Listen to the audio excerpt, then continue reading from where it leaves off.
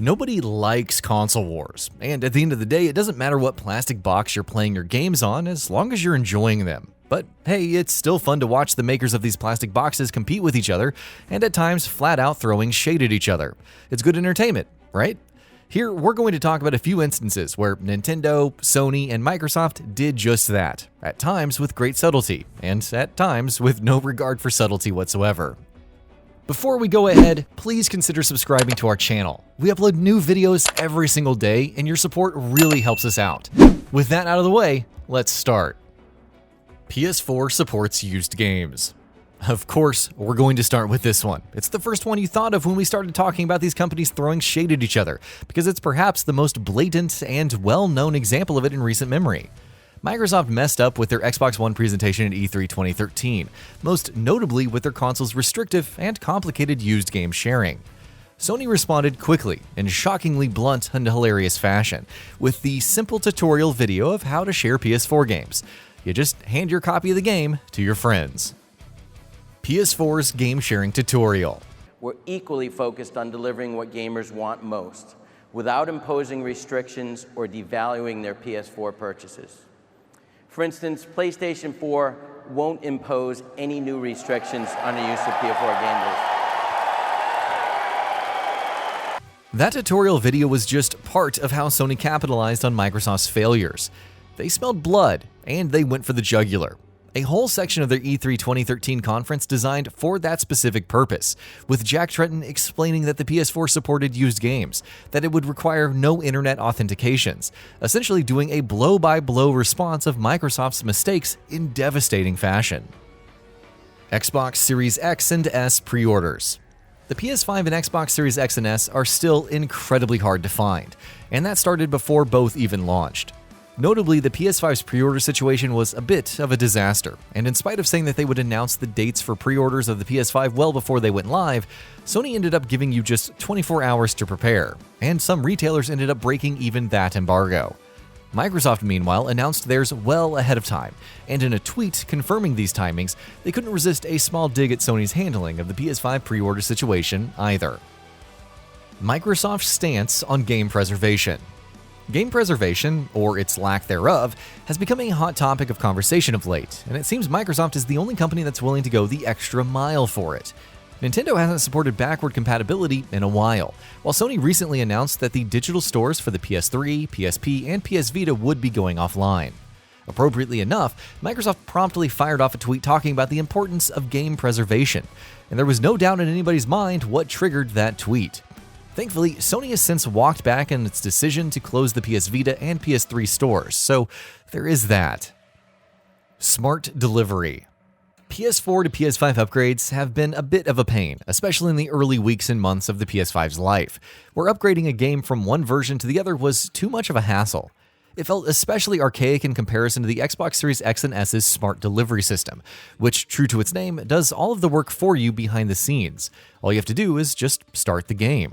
At a time when Sony was receiving criticisms left and right for their complicated upgrade methods, Microsoft decided to have a little bit of fun of its own, sharing a brief and hilarious tutorial on Twitter for how to upgrade games on the Xbox Series X and S.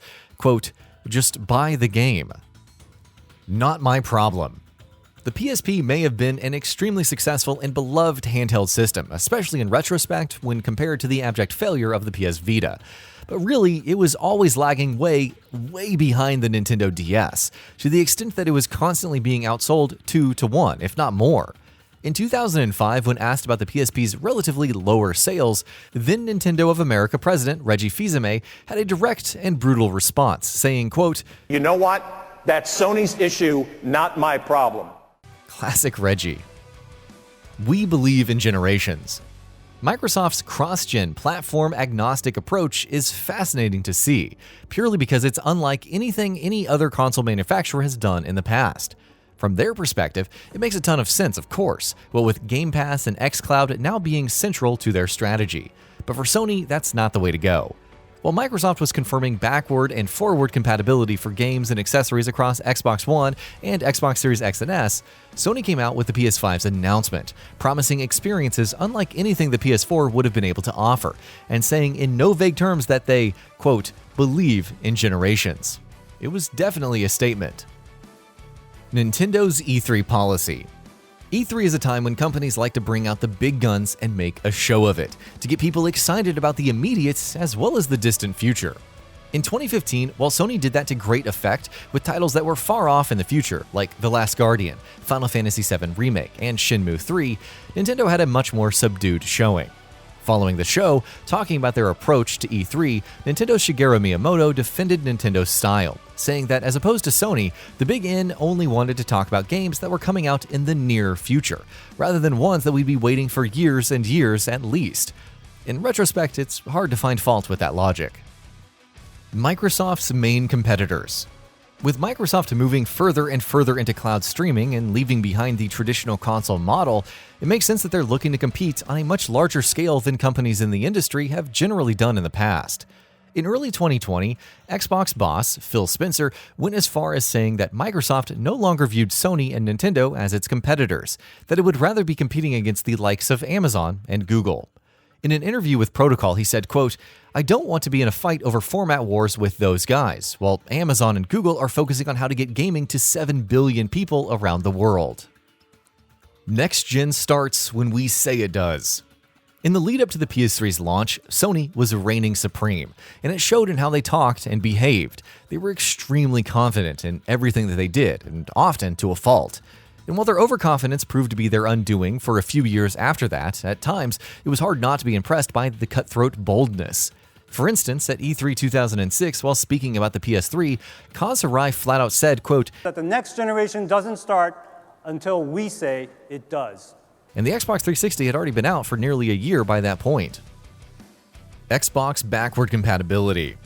Microsoft started its backward compatibility program nearly halfway through the life of the Xbox One, and when they announced it at E3, it was something to behold.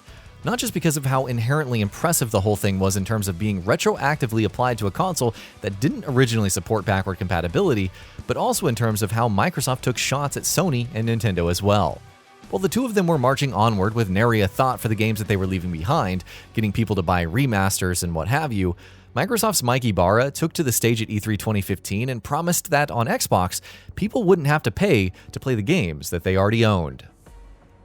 Crash Bandicoot takes on Mario. Crash Bandicoot was a big factor in the PS1's success and its almost complete domination of the industry, and how easy it made toppling Nintendo from their throne look. Sure, there were a lot of factors, but having a cool platforming mascot who could go up against the iconic Mario was a big deal for Sony, just as having Sonic had been a big deal for Sega in the past. And Sony definitely capitalized on that every chance they got. Take this commercial, for instance, where Crash was standing in front of a Nintendo building and challenging Mario through a speaker to face him and taking pot shots at the Plumber Boy. It was definitely something. Better together. Cross-platform play is slowly becoming the norm, and will continue to do so in the years ahead. But until not that long ago, it was facing more than a few obstacles. The biggest of those was Sony, who were refusing to let PlayStation players play with and against Nintendo and Xbox players for misguided reasons. Of course, Nintendo and Microsoft had already joined hands by then, and they went for Sony's jugular with a Minecraft commercial advertising crossplay across the Switch and the Xbox, and about how they were, quote, better together. And that brings us to the end of the video. A quick request before we conclude. We upload new videos every single day, and if you like what we're doing, please consider subscribing. It really, really helps us out. Also, don't forget to enable all notifications by clicking the bell icon so that you can receive daily video updates. Thanks for watching.